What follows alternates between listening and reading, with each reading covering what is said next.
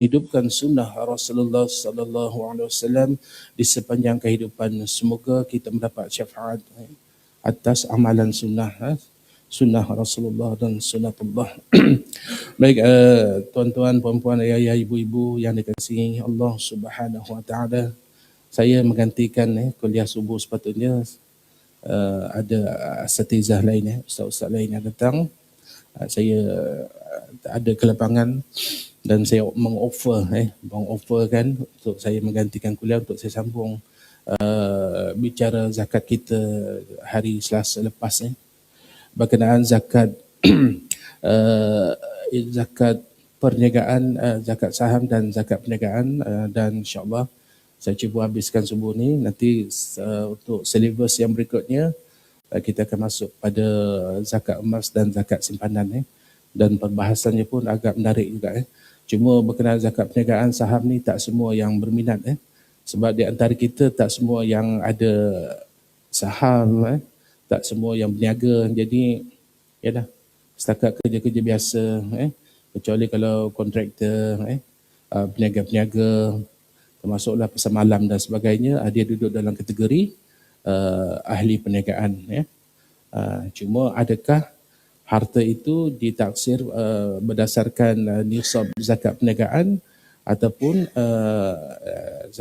nisab lain Contoh, kalau kita berniaga emas, adakah taksirannya berdasarkan nisab emas? Kan? 85 gram, 800 gram, itu kena ambil kira. Tapi kalau kita berniaga jual emas, kita buka kedai emas, Ar-Rahnu ke ataupun jual emas secara online, adakah kiraan emasnya sama seperti mana kita simpan emas 85 atau 800 gram, ataupun dia tertakluk dalam taksiran zakat pendapatan ataupun taksiran sebagai zakat perniagaan aset semasa, semua dia ambil kira sebab ada setengah-setengah tu. Contoh, kalau kita berniaga, apa beza Sendirian Berhad dengan enterprise? Orang yang berniaga ni dia tahu kalau enterprise ni biasanya runcit-runcit lah kita kalau register tu, kalau kita buka kedai runcit, biasanya dia tidak akan ambil Sendirian Berhad dia akan ambil enterprise ataupun niaga kecil-kecil ataupun ada setengah-setengah orang tu dia berniaga tapi dia pun tak tahu ini Sendirian Berhad ke macam mana dia, sebab dia kata saya niaga goreng pisang je tuan, dia tepi jalan. Tapi untung saya pernah jumpa tuan-tuan kat Sepang tu saya tanya berapa sebenarnya dia niaga, dia jual goreng pisang saja dia orang Kelantan, dia jual tepi tak jauh daripada ofis zakat masa saya kat Sepang tu, tapi depan dia tu ada industri industri kecil, kilang-kilang semua. Jadi ramai orang singgah untuk beli goreng pisang. Dan bukan juga dia jual goreng pisang, dia jual apa tu, nasi kerabu, nasi belauk yang sebelah sebelah pantai timur. Menu tu memang saya pun suka nasi belauk dengan nasi kerabu. Jadi selain daripada goreng pisang, kadang goreng cempedak dan sebagainya. Bila saya tanya berapa pendapatan dia sebulan, dia kata 16,000. Serius saya tanya. Bila saya datang makan lepak kat pondok payung dia tu kan, saya tanya, bang, berapa income abang? Benda yang sama je disebut. Alah, sikit je Ustaz, kata 16,000. Kita gaji berapa ribu tuan, kadang 2,500, 1,700, tapi dia boleh dapat 16,000. Dia buka pukul apa? Dia buka pukul 3 petang. Dia start pukul 3 petang, sampailah maghrib lah. Sampai habislah jualan dia. Sebulan dia boleh dapat 16,000. Dia boleh beli rumah, dia boleh beli kereta, dia boleh biaya anak dia belajar universiti. Tapi asalnya dia tu dapat berniaga tu sebenarnya adalah bantuan zakat Selangor. Dia biasalah mula-mula buka payung apa semua kecil-kecil kan. Bila datang pejabat zakat ditaksir dan disiasat, rupanya dia layak sebagai penerima bantuan fakir dan miskin. Salah satulah, sama ada fakir atau miskin. Tapi dia tu kategori miskin. Mungkin atas pagar ke apa ke, border, pendapatan tak cukup, modal tak ada untuk kembangkan, nak beli periuk belanga, tong gas pun satu je kan.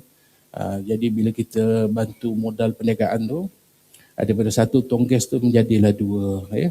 Dapurnya daripada satu dapur jadilah 2-3 dapur. Dia ni OQ. OQ. Sebelah kaki tak ada, tak siap saya. Isterinya pun ada penyakit juga. Kencing manis, jantung semua. Tapi dia nekat berniaga sebab anak kecil-kecil lagi. Dan dia bayar zakat, tuan-tuan. Alhamdulillah. Daripada dia penerima zakat dan dia jadi pembayar zakat. Dan dia juga pernah menjadi ikon zakat ketika itu. Dipanggil bila ada seminar ataupun kursus-kursus yang melibatkan asnaf zakat yang penerima bantuan modal zakat, dia dipanggil sebagai salah seorang panel penceramah sebagai motivasi kepada peserta-peserta baru yang dapat bantuan zakat itu. Sebab bantuan perniagaan zakat ni, tuan-tuan, dia bukan macam tekun. Tekun kita bagi pinjam kena bayar balik. Zakat ni yang menipu pun ada minta. Sebab dia tahu bila dia dapat bantuan zakat dia takkan bayar ganti. Kalau zakat bagi 10,000, dia takkan bayar 10,000 tu. Orang kata ganti balik duit tu, tidak. Maknanya harapan kita pula bila kita bagi token 10,000 tu, dia boleh keluar daripada kepompong kemiskinan tu dan dia boleh jadi pula penyumbang kepada zakat. Dan dia bantu pula asnaf-asnaf lain daripada zakat itu. Macam kita bayar zakat pendapatan, zakat simpanan, harta dan sebagainya. Sebahagian daripada zakat itu dapat dirasai oleh asnaf-asnaf yang berniaga ini tadi. Dan ada juga yang ambil kesempatan menipu dan sebagainya. Tapi biasanya kita dapat tapis. Dapat tapis.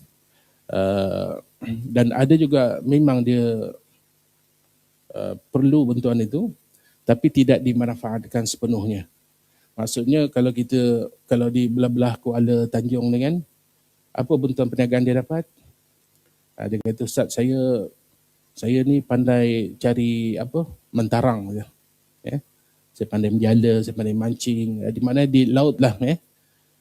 Dia pun minta bantuan modal untuk belikan speedboat, boat dengan enjin sekali untuk dia bolehlah ke tengah laut sikit untuk menjala ke pasang jaring dan sebagainya. Biasanya pemantauan yang dibuat oleh pihak zakat, tapi kita dah franchise-kan dengan trust kan, trust. Trust pergi siasat 6 bulan je bertahan. Lepas tu dia pergi jual dengan mesin, dengan enjin boat tu dengan tu. Dia kata susahlah berniaga, dia kata enjin asyik rosak, zakat bagi mesin tak kualiti. Brand China tak tahan, dia kata. Kan, zakat bagi sikit, itu alasan dia lah kan. Sebenarnya patut dia bersyukur. Dia pergi jual. Akhirnya dia nak pergi zakat tu, dia dah malu dah. Isterinya datang nak minta balik bantuan zakat. Sebab zakat dah potong. Sebab 6 bulan pertama income dia cantik.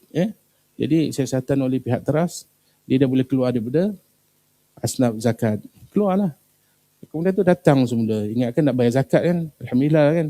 Boleh bantu orang lain. Rupanya nak minta balik zakat tu. Ustaz, masukkan saya balik jadi fakir miskin boleh tak? Kenapa? Ada income tak ada, suami saya dah ni. Dia kata. Suami pun kerja dengan orang, kejap ada duit, kejap tak ada. Kami anak beranak ke rumah ni kejap makan. Makan apa yang ada, kadang beras tak ada. Bila disiasat, rupanya dia pergi jual mesin tu dengan alasan yang tak munasabah. Sama juga bila kita bagi modal perniagaan goreng-goreng pisang tu. Mulanya biaya sangat nak minta siap buat paper lagi kan, kata kerja. Bila dah bagi bantuan, 6 bulan pertama saja. Lepas tu, dia bagi alasan majlis selalu kacau lah Ustaz itu. Kan dia bagi angkat saya punya barang-barang perniagaan. Lepas tu kena ambil dekat store, dia kena bayar saman gitu gini. Kan. Kenapa tak minta lesen penjaja? Dan minta dah Ustaz, banyak sangat dia punya prosedur, dia punya songeh banyak sangat, leceh. Orang lain tak kacau pula. Itu alasan-alasan yang diberilah. Akhirnya dia jual balik kuali tu ke orang lain. Potong gas. Saya pernah jumpa tu di belah Damansara kan. Pergi makan tepi jalan, gerai. Gerai Indon. Indon niaga tu, saya beli Makan apa tu? Makan Indon tu, bakso, bukan bakso. Apa tu? Lebih kurang. Betul sepadang. Saya tengok ada parking lori apa tu yang zakat bantu tu. Yang warna hijau tu kan. Zakat Selangor. Saya tanya, akak ni apa ni penerima bantuan zakat? Taklah, dia kata. Kami mana layak, dia kata, IC apa ni, pasport, dia kata. Ni ada van ni. Ni orang jual kat saya. Saya kata, siapa jual? Ada orang tu, dia kata. Dia kata dia tak berniaga dah, dia kata. Duit tak ada, dia jual lah. Berapa ribu dia jual? 2,500. Kan? Saya ingat lori bergerak tu, modalnya hampir 17,000, tuan-tuan. Walaupun brand China kan. Tapi brand China pun sekarang ni kualiti lah kan. Alasan dia kata selalu rosak lori tu. Tak boleh nak berniaga apa semua. Tapi tu alasan yang tak boleh diterima. Ya. Jadi itulah keberkahan dalam dalam perniagaan, pendapatan. Mungkin ada benda yang dia lupa, tak jaga solat ke, ya. Ataupun ketika dia berniaga tu sepatutnya dia dah layak bayar zakat, dia culas bayar zakat ke dan sebagainya. Jadi Allah tariklah nikmat itu. Dia berkaitlah. Jadi apa kaitan ayat yang saya baca tadi dengan perniagaan tu yang kita bincang ni, iaitu orang yang menyimpan emas dan perak. Maksudnya bukan fizikal emas dan perak itu, tapi harta yang kita miliki itu. Sebab harta kita tu disandarkan kepada nisab emas. Bila cukup haul nisabnya, syaratnya kita tak tunaikan, itulah yang berlaku. Kadang kalau kita ada emas fizikal, dah ditimbang-timbang, dah pakai kat badan lah, melebihi 800 gram. Tak dibayar zakat juga kan. Sama ada dia tak tahu, tak sedar, ataupun saja sayang nak bayar zakat 2.5% tu. Kadang Allah tarik nikmat itu, emas tu, Allah ambil balik macam mana tuan-tuan? Allah hantar peragut je. Pergi pecah rumah. Kenapa antara rumah teres tu, ada 50 unit, tiba-tiba rumah kita lah dia pilih kan. Dia pilih rumah kita, pecah rumah, time tu pula kita balik kampung. Contoh, isteri kita barang kemas tersimpan dalam loker rumah. Balik rumah 2-3 hari kemudian kita tengok selerak rumah, hilang barang kemas. Itu salah satu contoh. Apabila harta sepatutnya kita tunaikan hak dia, kita tak tunaikan, Allah tarik balik nikmat itu. Dalam bentuk begitulah. Allah hantar orang pecah rumah, kadang rumah terbakar, kadang kita tengah sidai-sidai kain, ada orang duk bertanya rumah si Pulan mana, kita pun pergi layan, dia tengok je bersidai kat leher kita, dia tarik ragut, dia lari. Itu antara contoh-contoh lah. Kadang keberkatan pada harta itu hilang. Baik, apa kesan apabila kita culas enggan untuk tunai zakat? Maka Allah ugut dengan siksaan yang pedih di akhirat, yang mana harta-harta yang kita kedekutkan untuk tunaikan hak dia akan menjadi bahan bakar di akhirat kelak. Baik, kita teruskan pada kita punya poin kita.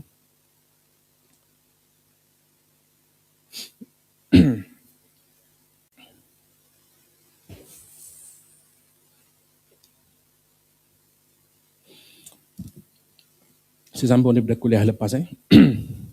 Harta yang diwajibkan zakat terdiri daripada harta yang boleh berkembang atau berpotensi untuk berkembang. Harta yang berkembang lah. Macam saya sebut cerita itu. Rumah harta nilainya ratus ribu. Di mana berkembang di situ? Kalau rumah yang diduduki tidak ada zakat. Kalau rumah kita beli tapi terperap macam tu jadi gajah putih, tidak dimanfaatkan pun tak ada zakat. Tapi kalau kita beli rumah 2-3 unit, disewakan, ada pendapatan, itu yang dikira sebagai asas harta yang boleh dikenakan zakat. Cuma adakah harta itu, keuntungan daripada sewa rumah tu boleh dikenakan zakat atau tidak? Yang perlu ditaksir, sebab ada sebahagian orang punya harta tapi tidak wajib zakat. Dan ada sebahagian orang punya harta tapi wajib zakat. Itu kena taksir. Jangan kita kata, saya tak wajib zakat Ustaz, dia kata. Tak wajib zakat, tapi tak pernah kita taksir harta tu. Duit saya ada 5,000 je dalam bank. Tapi dia lupa dia ada dalam tabung haji, dia lupa dia ada beli saham, dia ada beli simpanan, dia pinjam atas nama adik-beradik dia, atas nama anak dia, atas nama isteri dia, semua harta dia. Cuma dia nak mengelak daripada kena cukai. Itu taktik orang yang pandai dia ngelak cukai, tak nak, sebab income tax ni tuan-tuan, dia masuk JIC kita semua keluar. Dia pakailah nama saudara mara dia, adik-beradik dia kan, dapat ada duit pada perniagaan, dia letak depan, pinjam akaun anak dia, pinjam akaun adik-beradik dia. Jadi at least the end tak jumpa lah sumber tu, ada harta lain. Jadi zakat jangan buat macam tu. Zakat jangan buat kat dunia mungkin kita selamat, tapi kat akhirat besok harta itulah yang akan menjadi beban. Okay. Ada dua jenis produktif. Yang pertama, harta yang produktif dengan sendirinya, iaitu atas nama binafis seperti padi dan emas. Dan kedua, harta yang produktif dengan daya usaha yang nyata seperti mana wang yang dilaburkan. Barangan atau hasil tanaman yang diniagakan seperti binatang ternakan yang diusahakan secara berkala besar dan sebagainya. Kedua jenis produktif berkenaan hartanya wajib dizakatkan. Baik, jenis-jenis pemilikan perniagaan. Jenis perniagaan atas individu. Pemilikan perniagaan yang dijalankan oleh individu tanpa melalui proses pendaftaran dengan perniagaan secara khusus, perniagaan ini masih diwajibkan zakat. Itulah macam kita jual goreng pisang tepi jalan. Kita berkebun, kebun tu ada hasil pula, ada buah-buahan. Musim durian kita banyak untung jual durian, tapi hasil jualan durian tu tak pernah dizakatkan. Saya ingat dulu saya zakat Kedah. Zakat Kedah masa satu khusus dia bagi taklimat ni kita, dia pernah geng-geng zakat Kedah ni, dia pergi kempen zakat di kebun getah, penuri getah kan. Musim masa tu getah kan mahal kan, sekilo berapa ringgit boleh jadi jutawan segeralah ketika itu. Mereka pergi kebun-kebun getah tu, pergi bagi brosur saja risalah zakat tu kan. Dia bukan suruh bayar zakat situ, tidak, nak bagi kesedaran. Makcik-makcik, getah, pokok getah yang makcik hasilkan menjadi susu getah ni dijual, ada pendapatan, ada hasil. Jika melebihi nisab ini, haul dia begini, wajib kena zakat. Bagi kempen. Tapi berapa orang yang ada kesedaran dia nak bayar zakat? Kadang ada yang culas, dia kata aku nuri getah je, mana ada ni harta banyak. Tapi hasil daripada pendapatan ataupun perniagaan ataupun jualan daripada hasil getah tu.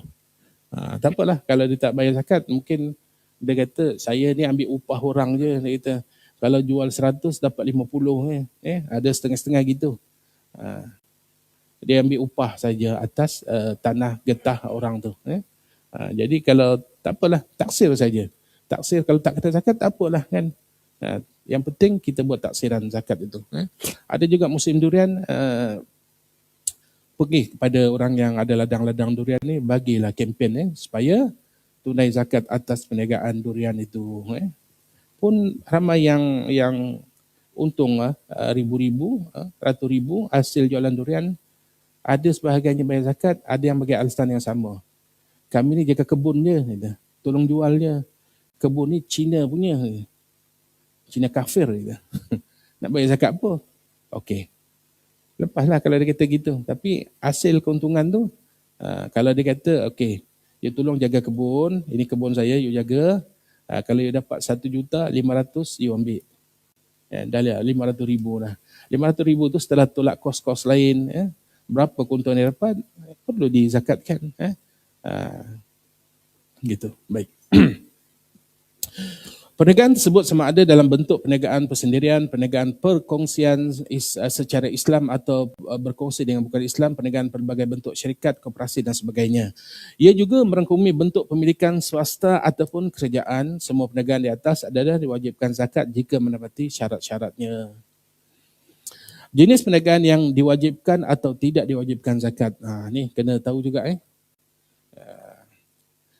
entiti perniagaan yang wajib zakat, yang pertama, perniagaan sendiri, ya, atau enterprise milikan tunggal. Perniagaan sendiri itu maksudnya, kalau kita tanya, kau kerja apa bang? Abang kerja apa bang? Alah, kerja kampung je. Di kampung tu. Yalah, kerja kampung kerja apa? Alah, kebun pisang je. Pisang tu macam mana? Alah, ada hasil pisang tu kita jual lah standar 2. Hantar dekat perai ke, hantar kat kedai ke. Ataupun ada dia kata lori datang angkut kita. Sekilo berapa tolak kat dia? Adalah RM2.50, ataupun kelapa kan kadang-kadang. Dia kata saya jual kelapa ni, sebiji kelapa muda kan, sebiji RM1.50 kan. Tapi kebun ni banyak dengan kebun kelapa, buah-buah kelapa. Itu hasilnya. Adakah dizakatkan? Dia kata saya tak berdaftar. Dia kata, mana ada daftar? Dia kata, kerja kampung, ada duit, adalah. Dia kata. Itu pun perlu ditaksirkan pendapatan itu. Jangan kata ada dapat duit dah habis dah, nak kira macam mana kan? Orang kerja gamon lain lah dia kata kan, sebulan dapat berketul RM5,000, RM6,000. Awak ada berniaga, ada dapat RM30, habis RM30. Kita tanya, betul ke RM30 bang? Kena taksir betul-betul. Biasanya orang berniaga ni dia akan tulis tau, hari ni RM50. Kalau kata RM500 lah, nanti cukup bulan kira lah berapa kan. Bila dah cukup jumlah itu, katalah sebulan, walaupun kita kata duit tu hari-hari dapat, tapi habis macam tu juga tak apa, masuk saja. Habis tu ke mana? Untuk makan, untuk beli rokok, untuk keperluan keluarga dan sebagainya, kena dikirakan. Jadi kalau sebulan tu katalah, boleh dapat RM3,000, banyak RM3,000 kan. Sama dengan orang kerja dengan company kerja syarikat, kerja-kerjaan, tolaklah taksiran, tolakan yang dibenarkan untuk diri RM14,800 untuk diri, lepas tu isteri, isteri yang bekerja tolakan dia lain, isteri yang tak bekerja, suri rumah sepenuh masa tolakannya lain. Lepas tu mak ayah yang tinggal bersama ada tolakan juga. Lepas tu anak yang kita tanggung belum berkahwin dan tak bekerja, lain amount dia. Lepas tu anak yang bersekolah, lain pula amount dia. Yang sekolah rendah, sekolah menengah, IPT, lain amount dia. Lepas tu anak OQ, semua tu kita tolak kos. Nanti kita tapi jauh lagi kuliah tu. Kita masuk nanti kita bahas tolakan-tolakan yang dibenarkan dalam tolakan zakat tu dan apa bendanya kita kena perinci kan. Untuk diri berapa, kenapa 14,800, apa yang sebenarnya 14,800, dia ada dia punya item-item yang asas yang dibenarkan. Jadi berdasarkan kaedah fiqh dan kalau zakat Selangor ni dia ada satu kita panggil R&D, bahagian syariah, mereka yang buat kajian ini, dia panggil haddul kifayah, haddul kifayah. Macam kebijakan masyarakat pun dia ada haddul kifayah, tapi dia lain, dia panggil shilling kemiskinan luar bandar dengan bandar. Dia ada kriteria. Zakat pun ada kriteria dia. LHDN pun sama juga, ada kriteria dia, hampir sama. Cuma ada sedikit perbezaan. Dan zakat ni dia hampir sama juga, tapi dia berkait bersandarkan kepada nas, fik zakat itu. Dia tak boleh sebenarnya ikut kaedah JKM, nak ikut kaedah LHDN buat taksiran cukai pendapatan dan sebagainya, beza. Baik.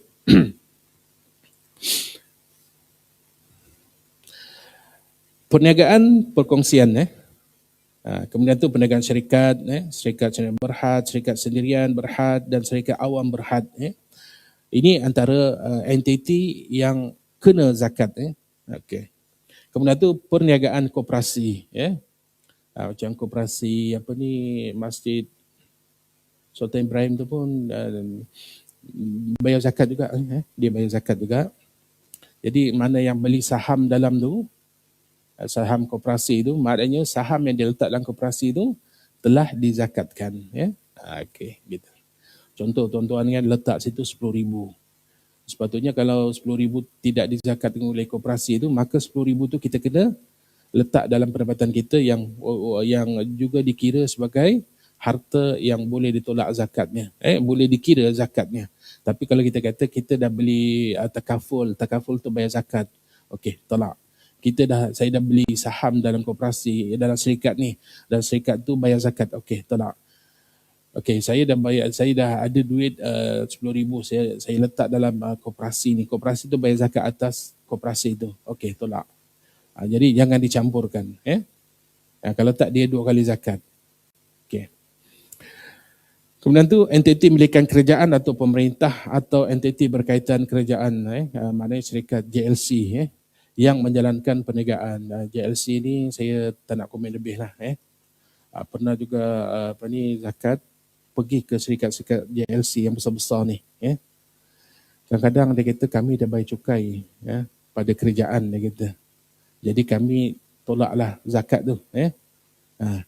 Kami dah bagi dah untuk kerajaan, untuk membangun negara. Okey.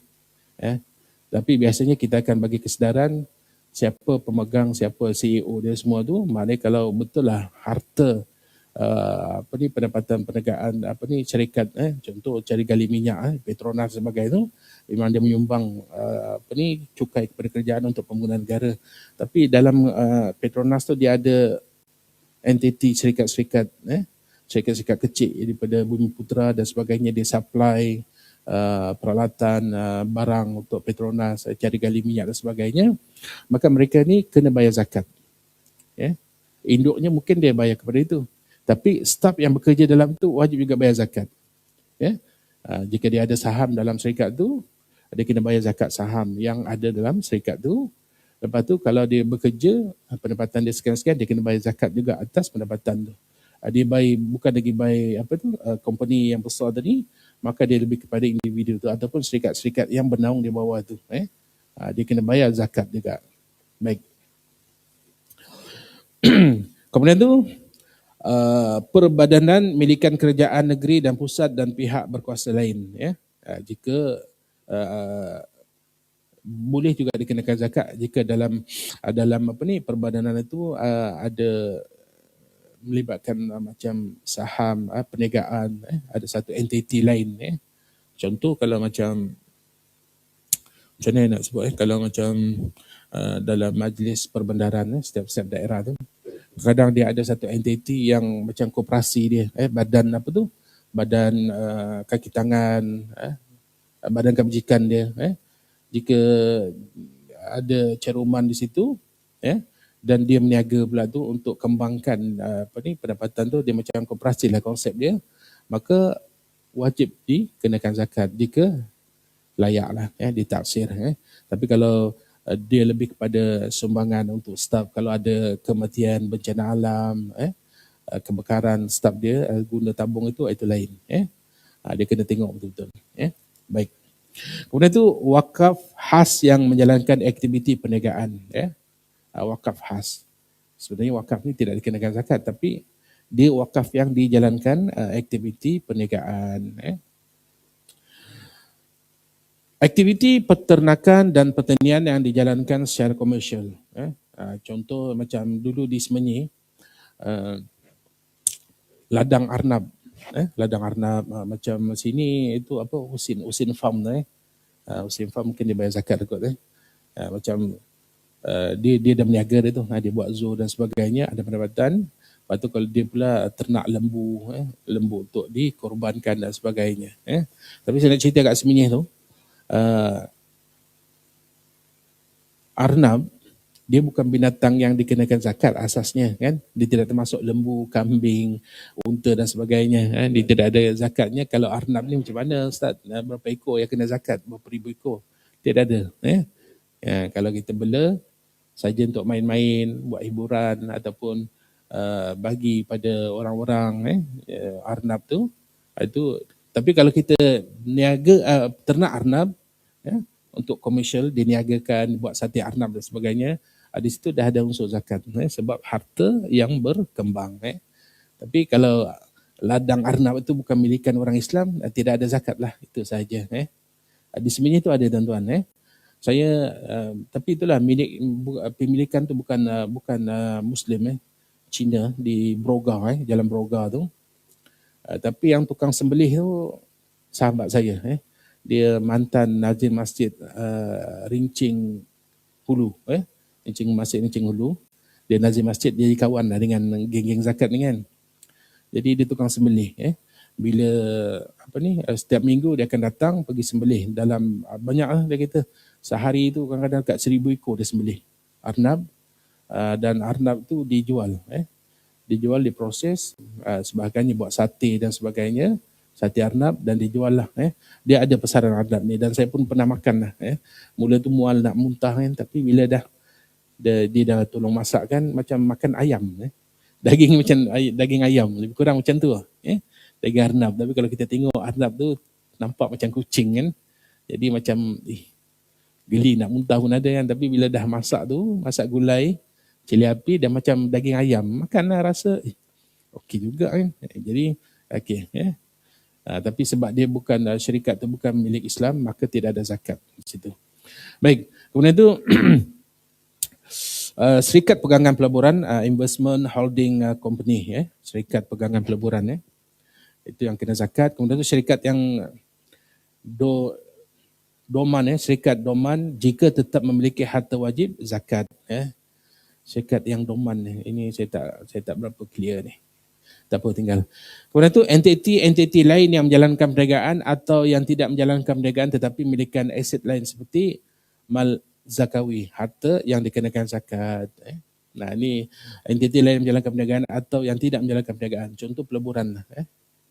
Peleburan dia sebab dia mendatangkan hasil, tapi memiliki aset lain yang dikenakan zakat. Okey, dia ada perbahasan ni, tapi saya tinggal ni. Dia ada nota kaki ni, saya tinggal. Baik, kemudian tu entiti yang tidak diwajibkan zakat. Apa dia yang perniagaan entiti itu macam koperasi, masjid, badan-badan kebajikan dan sebagainya. Institusi kerajaan dan pihak berkuasa yang tidak menjalankan aktiviti perniagaan. Dia bukan berniaga. Bahkan dia bantu orang, macam NGO tu. Dia kutip zakat, dia kutip zakat, wakaf, sedekah. Macam aman syariah ke, aman Palestin tu. Adakah mereka dikenakan zakat? Sebab dia kutip duit daripada awam untuk bantu saudara-saudara Islam seagama lain yang berada dalam keadaan musibah, membantu. Itu tidak dikenakan zakat. Ya, betul. Banyak duit ni. Sama juga masjid kita, Masjid Raja Lumur. Berapa Ustaz? Berapa juta? Di masjid kita. Tapi tidak dikenakan zakat. Baik. Yang kedua, persatuan, yayasan, masjid dan seumpamanya yang menjalankan aktiviti perniagaan dan hasilnya untuk kebajikan umum. Tidak dikenakan zakat. Okey. Kemudian tu wakaf am. Ada setengah orang tu dia dia wakaf tunai, dia masuk dalam zakat Perbadan Wakaf Selangor. Tidak ada zakat di situ. Wakaf Selangor, wakaf am. Wakaf am ni kadang-kadang kita ada rumah tuan-tuan. Dekat Kajang tu saya ada jumpa dua individu yang lot banglo, rumah banglo, dia wakafkan. Dia wakafkan kepada, mula dia pergi kat zakat. Saya kata tak boleh zakat. Zakat ni kalau nak taksir zakat harta, nak bayar zakat kita boleh. Tapi nak wakafkan ni kena melalui MAIS. Masa tu masih di Baitul Mal lagi, belum ada Perbadan Wakaf Selangor. Sekarang ni apa-apa wakaf yang kita nak beri kena melalui Perbadan Wakaf Selangor. Tapi kalau di Kuala Selangor ni kita pergi pejabat agamanya, dia ada wakil situ. Dia akan uruskan semua. Jadi dia kena melalui Baitul Mal gitu.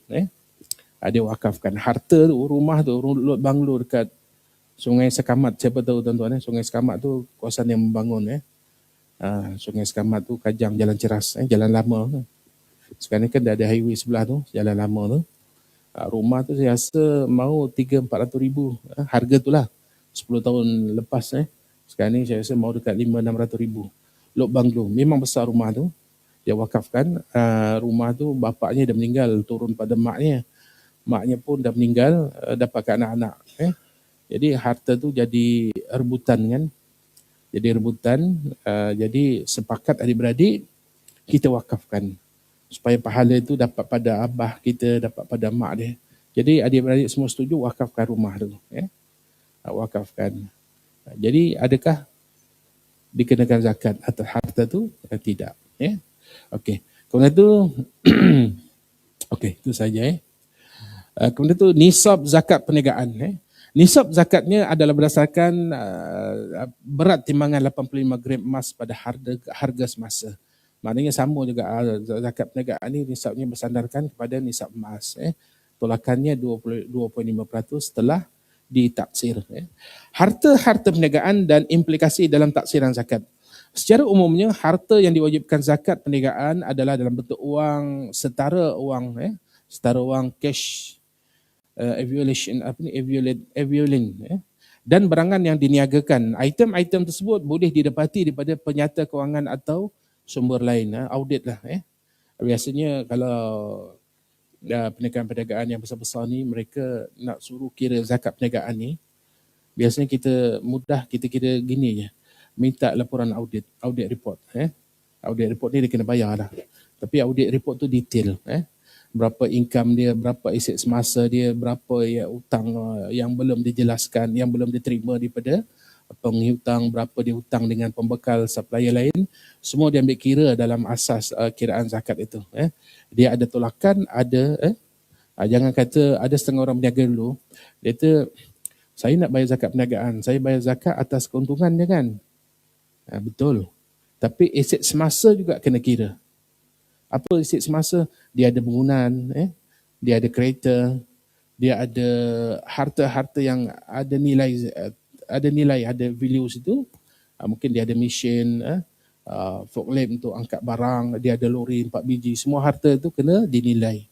Ada tak harta yang itu ada hutang atau tak ada? Itu semua dinilai. Kalau ada hutang, berapa baki hutang tu? Jadi barulah dikira zakatnya. Okey.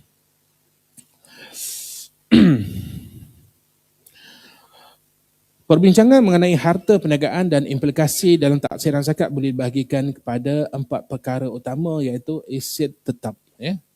Aset tetap tu contoh macam bangunan. Kita dah berniaga dah 20 tahun dah. Kita pun dah beli satu bangunan. Bangunan tu pun atas nama kita. Atas nama, mungkin atas nama bapa kita kan. Osman Holding contoh. Dia buat satu bangunan dekat tapak kosong. Dia buat bangunan tu, atas tu tolak situ Osman Holding. Mana perniagaan syarikat keluarga. Aset tetap dia tu. Aset semasa. Semasa apa yang ada? Dia kata kat company saya ada kereta, ada pekerja, ada mesin-mesin yang kita beli secara hutang. Itu aset semasa lah tu. Okey, apa lagi yang ada? Peleburan. Dia pun melabur dalam bursa saham. Keuntungan syarikatnya, dia atas keuntungan tu dia tak dia pusing balik, dan ada keuntungan dia masuk pula dekat forex dan sebagainya, supaya harta itu berkembang cepat dan boleh berkembang syarikat dia. Lepas tu ada pula dia panggil rakan kongsi yang masuk dalam share dia. Kemudian tu apa lagi? Aset bukan semasa. Aset bukan semasa. Jadi antara 4 perkara ni penting untuk sebagai asas taksiran. Baik. Berikut adalah penjelasan mengenai zakat ke atas aset atau harta dan tanggungan dalam penyata kewangan syarikat. Ini okey. Ini ada 4 asas ni lah yang perlu dalam audit report itu tadi. Baik. Aset tetap. Semua aset tetap perniagaan tidak diwajibkan zakat ke atasnya. Antaranya ialah aset yang digunakan untuk operasi seperti bangunan, alatan untuk operasi dan sebagainya. Walau bagaimanapun, sekiranya aset tersebut menjana hasil, seperti sewaan. Contoh tadi, bangunan tu, memang kita beli dah bangunan tu. Dalam tu ada kita punya syarikat. Tapi ada lot-lot kedai tu yang kita beli bangunan tu, kita sewakan kepada orang lain. Sewakan pada kedai runcit, kedai makan, apa lagi kedai dobi ke, dobi situ dia nak sewa, okey kita bagi. Ada pendapatan daripada hasil sewaan. Maka hasil sewaan itu hendaklah dicampurkan dengan harta-harta lain yang diwajibkan zakat. Hasil itu dinamakan sebagai harta al-mustaghalat, side income lah. Kalau kita bekerja sebagai cikgu, pendapatan guru kita dalam 5-6 ribu, tapi dalam masa yang sama kita buat tuition, ujung minggu kita jual burger depan rumah, itu harta yang kena dicampur dengan harta pendapatan kita. Dipanggil al-mustaghalat. Aset semasa. Aset semasa ialah harta yang mudah dicairkan dalam tempoh kurang setahun. Contohnya wang tunai, cash dekat tangan berapa, itu dipanggil aset semasa. Deposit bank, stok niaga, penghutang dagangan, orang yang berhutang dengan kita. Kita supply kat dia, dia tak bayar cash lagi, ujung bulan baru dapat. Lepas tu peleburan jangka pendek, pelbagai lagi deposit dan harta prabayar. Okey. Berikut adalah penjelasan mengenai item dalam aset semasa yang dikenakan zakat. Yang pertama tunai, tunai atau dan setara tunai, cash equivalent. Contohnya wang deposit di dalam akaun semasa, akaun simpanan dan akaun peleburan. Produk-produk berstruktur emas dan perak yang disimpan dalam peleburan jangka pendek seperti peleburan dalam pasaran mata wang, money market. Serta peleburan yang mudah dicairkan di pasaran kewangan atau pasaran modal adalah termasuk dalam kategori aset semasa yang perlu ditaksir zakatnya. Okey. Yang kedua, akaun belum terima. Akaun belum terima ni maknanya hutang tu lah. Okey. Bagi penghutang perdagangan, akaun belum terima dagangan ialah jumlah hutang yang masih belum dibayar oleh pelanggan-pelanggan dalam tempoh masa kurang dari setahun. Dalam istilah lain, pemilikan perniagaan berkenaan berstatus penghutang perdagangan. Walau bagaimanapun, hutang lapuk dan hutang ragu tidak termasuk di dalam kiraan zakat. Dia sepatutnya dalam tempoh setahun dia kena bayar hutang, tapi penghutang tu dia lari ke, jadi dia ditolak. Ataupun dia tak boleh nak bayar zakat, company tu bankrupt pula kita supply tu. Okey. Perlu tidak dikirakan, tidak dikira sebagai zakat jika melebihi dalam tempoh setahun. Penghutang perdagangan yang melampaui tempoh lazim juga dihukumkan telah hilang milik sempurna. Penghutang perdagangan diwajibkan zakat kerana sifatnya jangka pendek dan ia adalah menggantikan stok dagangan. Baik. Bagi penghutang pembiayaan. Akaun belum terima pembiayaan pula wujud bagi syarikat, koperasi atau institusi kewangan yang menawarkan skim pembiayaan pengguna dalam tempoh melebihi setahun. Ia dinamakan sebagai penghutang pembiayaan. Ini merupakan skim kredit kewangan yang berbeza dengan penghutang dagangan. Contoh skim Bai Al-Innah, Bai Bit Haman Ajil dan skim ansuran mudah yang ditawarkan oleh toko perabot, macam Shopee tuan-tuan. Kuranglah. Kadang kita beli perabot kat kedai secara hutang, bayar hutang dan sebagainya. Bagi koperasi, item ini dikelaskan bersamaan dengan aset bukan semasa. Penghutang pembiayaan tidak diwajibkan zakat. Okey. Bagi penghutang lain, penghutang lain ialah penghutang yang terbit daripada urus niaga selain daripada penghutang dagangan. Contoh penghutang lain ialah pendahuluan kepada pengarah, urus niaga kredit dengan pihak berkaitan dan deposit pembelian aset tetap. Kewajipan zakat kepada perkara di atas tertakluk kepada penerimaan yang sebenar. Inventory atau stok barangan. Produk atau barangan yang telah siap diproses dan sedia untuk dijual hendaklah dinilai dengan harga semasa bagi tujuan pembayaran zakat. Aset separa siap juga aset kerja dalam proses dalam bahan dan bahan mentah yang tidak diniagakan adalah tidak diwajibkan zakat kecuali apabila dia sedia untuk dijual. Contoh kita kita buat produk air, air kita ada kilang air, proses air mineral. Benda tu dah siap dah. Dia packaging semua cantik, letak stok untuk dijual sahaja untuk disupply kepada kedai-kedai rujak dan sebagainya. Itu kena dikira harta itu. Untuk dikiraan zakat ni kena dimasukkan sekali. Walau bagaimanapun emas dan perak sama ada berbentuk jongkong sudah bertempah atau separa siap hendaklah ditaksirkan zakatnya. Itu bagi emas dan perak. Ini kerana klasifikasi perakaunan tidak memberi kesan kepada emas dan perak. Kerana ia memang mempunyai nilai intrinsik pada dirinya sendiri. Maknanya harta itu, emas dan perak itu ada nilai tersendiri. Kalau tak diniaga pun dia tetap ada value situ, ada nilai. Sama ada dalam bentuk bahan mentah, sama ada emas tadi masih dalam bentuk biji, ketul-ketul, pasir, batu dan sebagainya. Separa siap maupun sempurna siap, ia wajib ditaksir zakatnya. Harta ma'adin, harta karun, macam emas kita jumpa ketul emas, kita duduk mancing tepi sungai, lepas tu tersipak batu.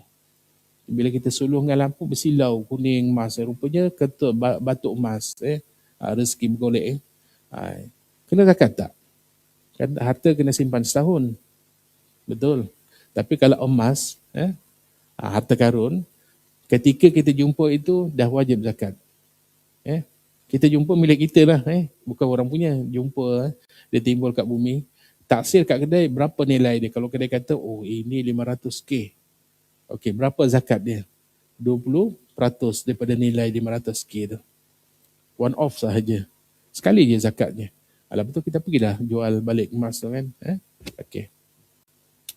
Ini kerana klasifikasi perakunan tidak memberi kesan kepada emas dan perak. Okey. Inventory yang usang, rosak dan tidak terjual, lapuk tidak diwajibkan zakat kecuali apabila ia dijual.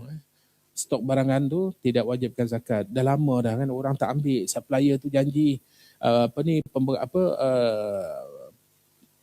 pembeli tu janji nak beli tapi tak ambil juga stok barang. Sampailah lapuk, tidak zakat itu. Tapi bila dijual balik, walaupun dengan harga yang kurang daripada nilai sebenar, kena juga ditaksir zakatnya. Baik. Kemudian itu peleburan. Peleburan adalah suatu harta yang dimiliki dengan jangkaan mendatangkan manfaat pada masa hadapan. Sesuatu peleburan yang terdedah kepada risiko, untung dan rugi. Sesuatu peleburan akan terdedah kepada risiko, untung dan rugi. Kecuali ASB tuan-tuan. Siapa buat peleburan dalam ASB, yang ASB Amanah Saham Bumiputera, Amanah Saham wawasan dan sebagainya, maknanya untung, dia tetap untung tapi tak untung banyak, tapi dia stay naik, sebab dia takkan turun. Okey. Tapi kalau kita beli dekat public mutual, dia ada risiko.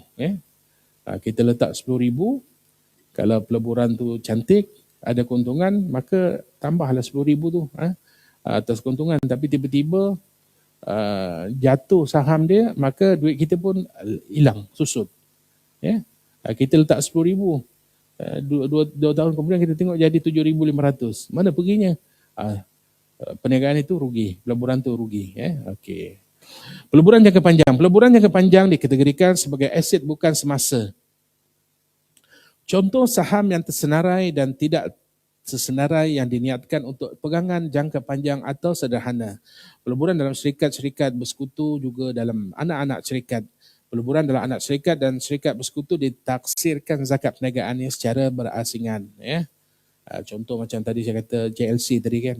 Dalam JLC tu pula ada anak syarikat-syarikat dia yang supply produk ni, supply barang ni. Dia kena bayar zakat atas entiti dia sendiri, bukan atas induk dia. Baik. Peleburan jangka pendek. Peleburan jangka pendek dikategorikan dalam aset semasa yang pembeliannya adalah untuk jangka pendek, iaitu kurang daripada setahun.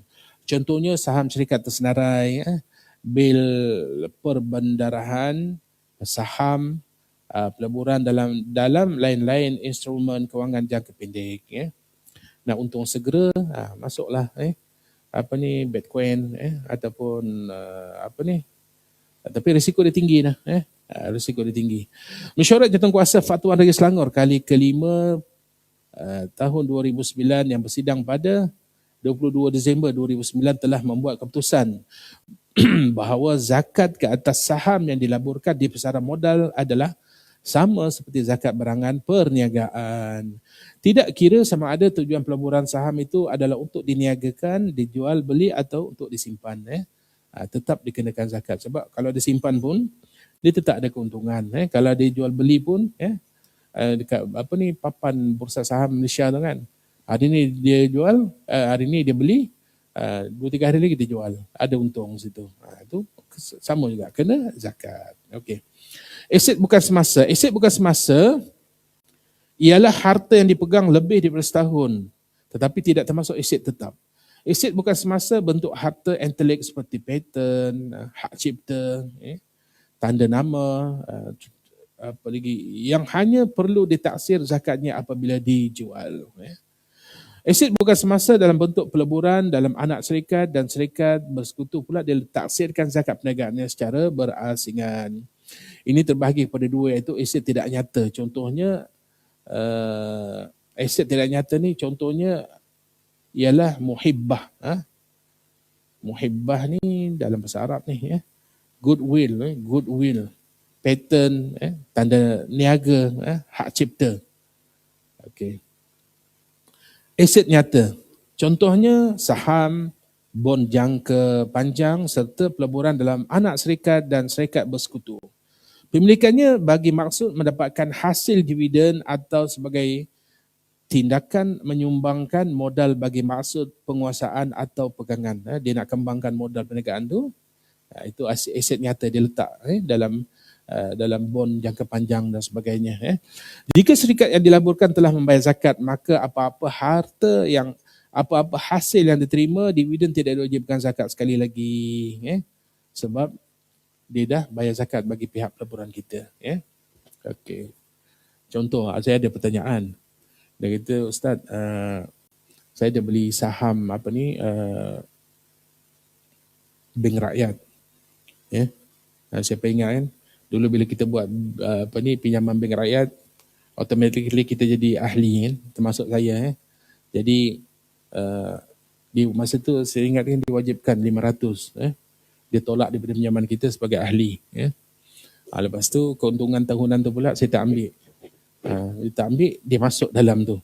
Berkembanglah sikit, tapi tak banyak tuan-tuan. Dalam dalam Bank Rakyat tu tak sampai pun 2,000 sebab masa tu dah penuh dah. Dan dia tak beli, dia kata kena ambil duit ni. Jadi setiap tahun dapat dividen tu saya ambil lah dalam Bank Rakyat. Okey. Adakah peleburan itu dizakatkan? Siapa boleh jawab?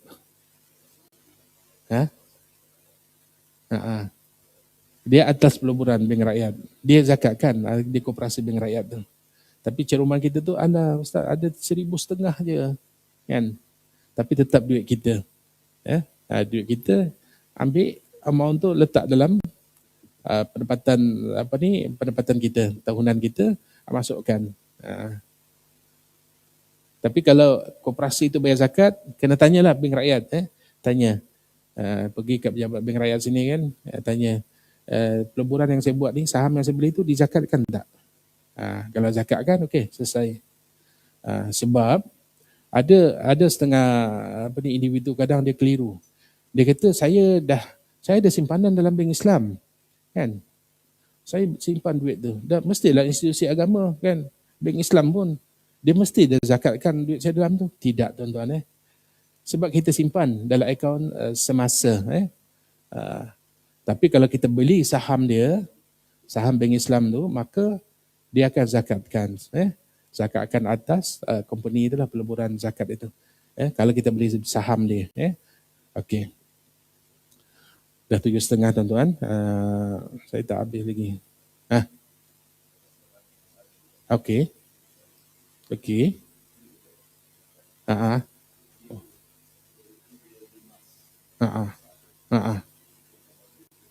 Fizikal ke apa?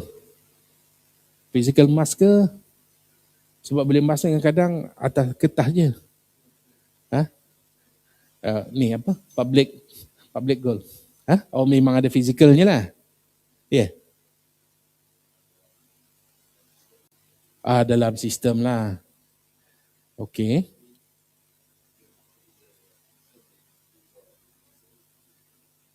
Okey. Kena tengok. Ada tak syarikat yang urus tu patuh syariah? Bank Islam. Kalau Bank Islam okeylah. Dia dah zakat, dia memang dia zakatkan ke? Kalau tidak, kita kena zakatkan. Cukup setahun dan melebihi nisab. 85 gram. Dulu saya ingat tuan-tuan tu, masa awal-awal, masa saya duduk Kajang ni dulu, saya rasa 10 tahun, 15 tahun sebelum tu, ramai daripada kita Dia masa tu public bank dia offer untuk peleburan emas. Ya. Peleburan emas tanpa fizikal.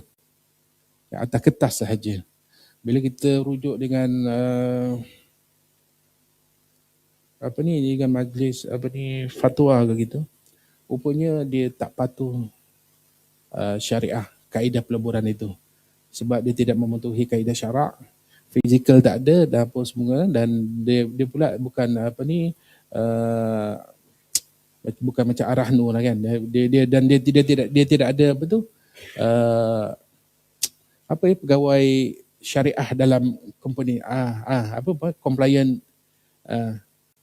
dia tak ada dalam tu untuk memantau peleburan tu. Jadi dia kata tak patuh syariah, haram peleburan tu. Tapi wajib juga zakat. Di mana zakatnya? Pokok tadi. Contoh kita beli 300,000 kita letak tu. Cukup setahun, untung pula tu. Untung dalam kita katalah 20,000. Keuntungan tu tak patuh syariah, tak boleh ambil makan. Itu yang kena berserah ke Baitul Mal untuk dibuat jembatan ke, buat tanda sekolah ke, buat pagar kubur dan sebagainya. Zakatnya kat mana? Pokok tadi yang 300,000 tu. Gitu. Ada kalau boleh jangan letak situ lah. Letaklah tempat peleburan yang patuh syariah. Tapi sekarang ni banyak dah bank-bank yang buat peleburan yang patuh syariah. Macam Public Gold. Walaupun dia tak nampak fizikal emas tu, tapi memang ada satu perekuan daripada syariah compliant yang mengatakan patuh syariah, maka kita ambil lah. Baik, dah 7.30 dah tuan-tuan. Kita pun ada hal pula tu, nak pergi serapan ke, nak pergi kebun ke apa sebagainya. Saya tak sempat nak buat kiraan bagi contoh kiraan untuk zakat perniagaan ni. Jadi sekadar itu sahaja, insya-Allah di lain kuliah kita akan sambung balik berkenaan zakat. Buat selepas ni kita akan masuk berkenaan tajuk zakat emas dan zakat simpanan. Sekadar itu saja dan kita tutup majlis dengan tasbih kifarah. Subhanakallahumma wa bihamdika asyhadu an la ilaha illallah anta wa astaghfiruka wa atubu ilaik. Assalamualaikum warahmatullahi taala wabarakatuh.